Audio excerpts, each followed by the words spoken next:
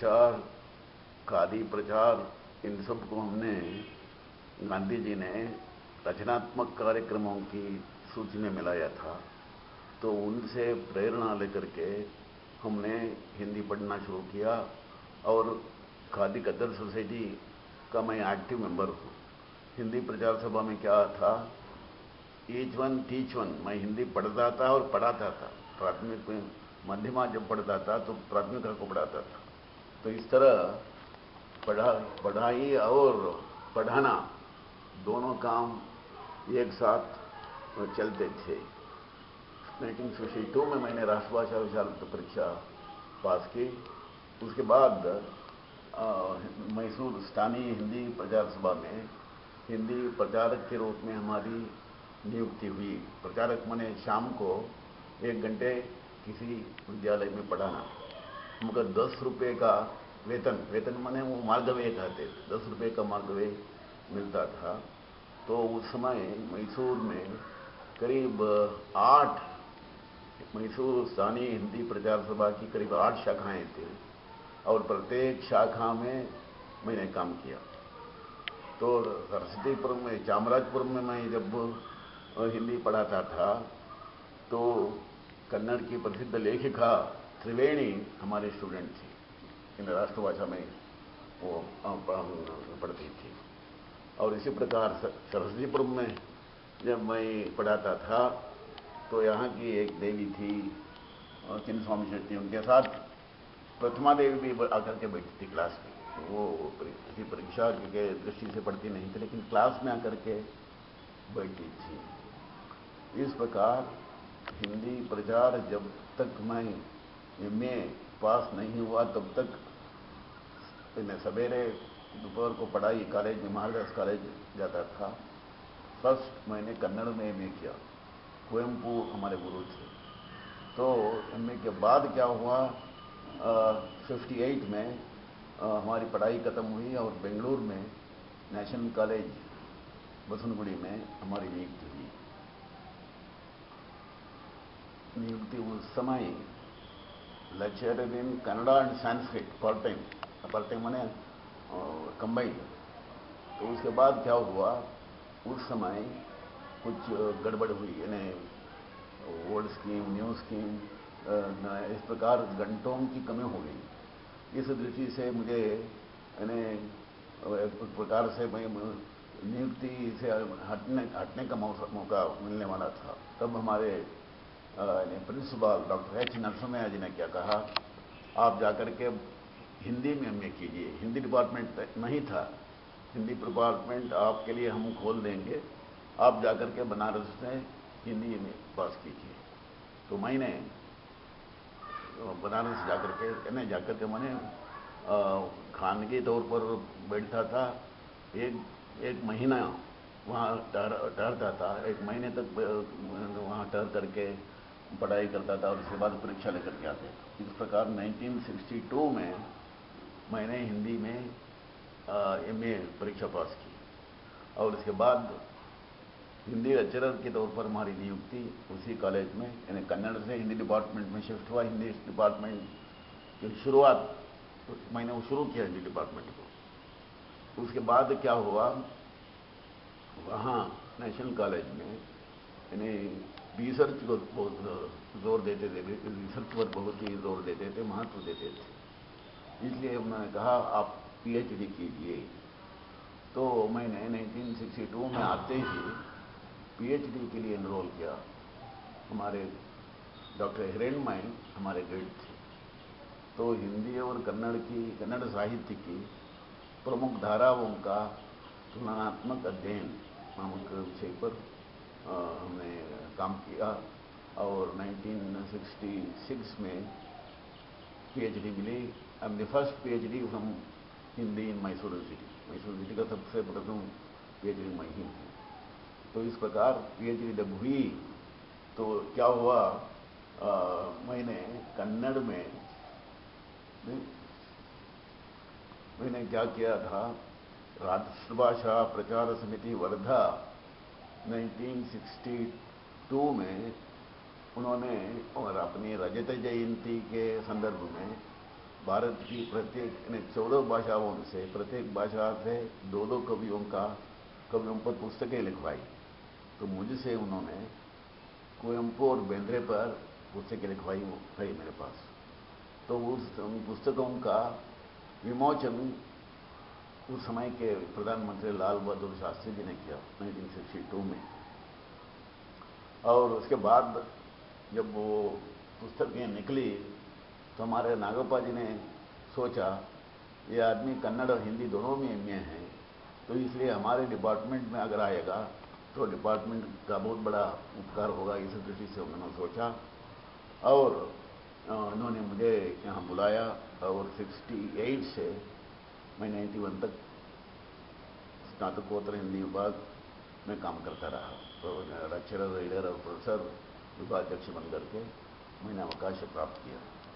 और इसके साथ साथ निरंतर हमारी पढ़ाई और ये लेखन कार्य चलता रहा। मैंने क्या किया, जो भी मैं पढ़ाता था, मान लीजिए मैं कबीर पढ़ाता था, कबीर की पदावली का हमने कन्नड़ में अनुवाद किया। और कबीर पर एक नावल लिखा कन्नड़ में, वंटी सलगा। इसी प्रकार मीरा पढ़ाता था, मीरा पर मयूरी नामक एक महाकाव्य प्रकाशित हुआ कन्नड़ में। और इसके बाद जायसी पढ़ाता था, जायसी पर हमने सूफी प्रेम काव्य नामक एक पुस्तक लिखी, मैसूर यूनिवर्सिटी से वो प्रकाशित है। और हिंदी साहित्य का इतिहास पढ़ाता था, हिंदी साहित्य नामक पुस्तक मैसूर यूनिवर्सिटी के प्रसारांक से छपी है यानी कन्नड़ में। और इसके बाद उत्तरी भारत की संत परंपरा, संत काव्य पढ़ाता था। उत्तರದ संत परंपरे नामक पुस्तक मैसूर यूनिवर्सिटी के प्रसारण से प्रकाशित हुई है। तो इस तरह तुलनात्मक अध्ययन मेरा विशेष विषय रहा है। और इस दृष्टि से कबीर और बसवा, अल्लम और गोरखनाथ, मीरा और अकमादेवी और कबीर और सर्वज्ञ, इस प्रकार तुलनात्मक लेख काफी हमारे निकले हैं। और एक पुस्तक है जिसमें इमेजिनरी इंटरव्यूज, समुद्र संगम उस पुस्तक का नाम है। देर कबीर साहब बसवेश्वर से मिलते हैं, तरह के प्रश्न करते हैं। इसी प्रकार अकमादेवी से मीरा मिलती है, गोरखनाथ से अलम प्रभु से गोरखनाथ मिलते हैं। तो इस तरह इमेजिनरी कन्वर्सेशन, इमेजिनरी इंटरव्यू, मैं समझता हूँ कन्नड़ में और किसी ने ऐसा ग्रंथ नहीं लिखा है। इन्हें अहंकार की बात नहीं है, लेकिन एक प्रयत्न है, मुझे मालूम नहीं है। दो महापुरुषों का, खास करके ये केवल वे ही लोग लिख सकते हैं जिनका दो दो भाषाओं पर अधिकार हो। इस दृष्टि से वो पुस्तक निकली। इसके बाद इसके साथ साथ मैंने अनुवाद कार्य बहुत पहले, जब मैं विद्यार्थी था तभी हजारी प्रसाद द्विवेदी जी का बाणभट्ट की आत्मकथा नामक पुस्तक केंद्र साहित्य अकादमी की ओर से 1956 में first book printed in Kannada by me translation, Banabhatta की आत्मकथा मैंने उसका अनुवाद किया, साहित्य अकादमी से वो प्रकाशित है। और दूसरी पुस्तक मृगनायिनी, वृंदावनलाल वर्मा जी का ऐतिहासिक उपन्यास, उसका तीसरा संस्करण निकल रहा है, वो तब वो किया। और उसके बाद जय सोमनाथ, KM मुंशी जी का सोमनाथ मंदिर पर लिखा उपन्यास, उसका भी मैंने अनुवाद किया। वो 30 साल पहले छपा था, दूसरा तीसरा संस्करण छपा है। और इसी प्रकार हजारी प्रसाद द्विवेदी जी की अनाम दास का पोथा नामक एक उपन्यास, मेघदूत एक पुरानी कहानी नामक एक ग्रंथ, तो हजारी प्रसाद जी के 3 ग्रंथों का मैंने अनुवाद किया कन्नड़ में। और सुमित्रानंद पंत जी का चिदम्बरा संचयन, चिदम्बरा का एक संकलन भारतीय ज्ञानपीठ ने प्रकाशित किया, उसका भी हमने कन्नड़ में अनुवाद किया। अब इस प्रकार कन्नड़ साहित्य का इतिहास हिंदी में लिखा और हिंदी साहित्य का इतिहास कन्नड़ में लिखा। इस तरह हिंदी और कन्नड़ इन दोनों के बीच में सेतु का काम करने का प्रयास मैंने किया है। और यहाँ मैंने कई जो हिंदी प्रचार सभा वाले जो पत्रिकाएं हैं, उन पत्रिकाओं में हमारे काफ़ी लेख छपते रहे। केवल कर्नाटक के नहीं, वो भाषा केंद्रीय हिंदी संस्थान की मुख्य पत्रिका है। भाषा में हमारे रिसर्च पेपर्स छपे हैं, और नागरी प्रचारणी पत्रिका में हमारे रिसर्च पेपर्स छपे हैं। तो हिंदी की प्रमुख पत्रिकाओं में हमारे शोधपरक लेख प्रकाशित हुए। तो इस तरह पांडित्य की दृष्टि सर्जनात्मक उसको कारयित्री भावयित्री कहते हैं प्रतिभा। कारयित्री के क्षेत्र में क्रिएटिव रेटिंग किया है। और वो हमारे चारों उपन्यासों को केंद्रीय हिंदी निदेशालय से पुरस्कार मिले। फर्स्ट अपराजिता, वो ऐतिहासिक उपन्यास है, उसको 73 में केंद्रीय हिंदी निदेशालय को पुरस्कार मिला। उसके बाद परशुराम की बहनें, एक दूसरा उपन्यास, उसको भी केंद्रीय हिंदी निदेशालय का पुरस्कार मिला। और तीसरा ज्योति कलश नामक एक उपन्यास, विद्यारण्य पर लिखा गया उपन्यास, उसको भी पुरस्कार मिला। तो 3 बार केंद्रीय हिंदी निदेशालय से पुरस्कार मिला। उन दिनों पहला पुरस्कार जब 73 में मिला, 1000 रुपये उसकी रकम थी। दूसरा 1500, तीसरा 2500। अब एक पुरस्कार की रकम 1 लाख हो गई। तो पैसे की बात नहीं, लेकिन 3 बार लिखा। उसके बाद एक कहानी संग्रह, स्वतंत्र कहानीकार यानी आरण्य का नामक एक कहानी संग्रह मैंने लिखा है। राग कानडा बेंगलुरु यूनिवर्सिटी के महात्मा गांधी पुरस्कार उसको मिला है।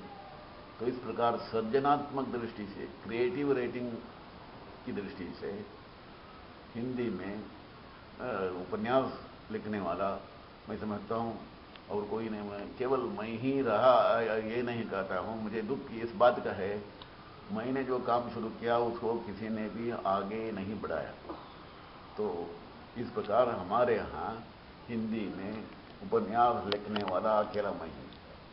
और नाटक क्षेत्र में जयसिंह रेड्डी जी हैं, और एक चंद्रकांत कुलसुनकर हैं, बहुत बड़े नाटककार हैं। तो इस तरह सर्जनात्मक कार्य करने वाले हमारे प्रभाशंकर हिंदी में गीत लिखते हैं। इस प्रकार इन्हें गिने हैं, बहुत कम लोग हैं जो सर्जनात्मक काम कर रहे हैं।